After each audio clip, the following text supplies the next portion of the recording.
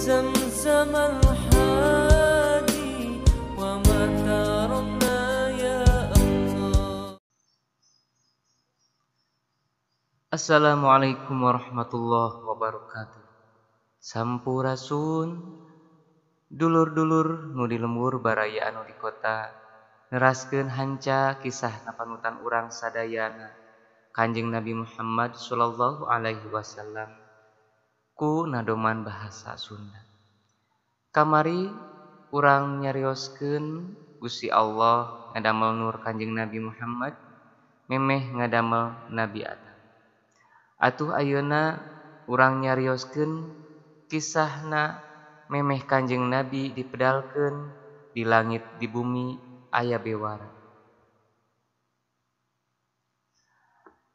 Ari dipedalkeunana di kaping 12na sasih mulud wanci bijil Fajar sodik taun nafil ti awitna dibobotkeun di langit dibewarakeun di bumi dibewarakeun di lautan di daratan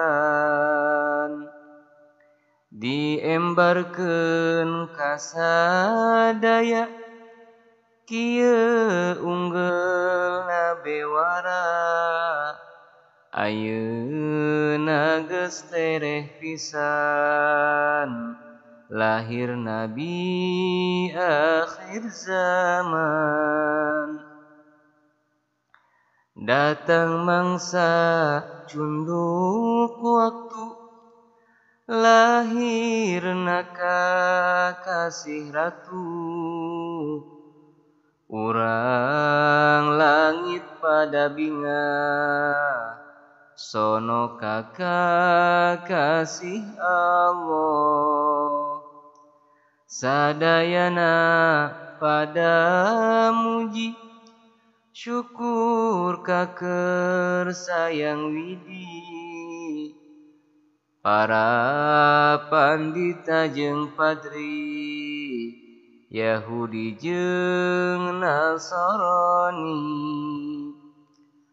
kahin-kahin anu masyhur pada ngitung kabeh akur yen anu bakal ngancurkeun pangaruhna kahin-kahin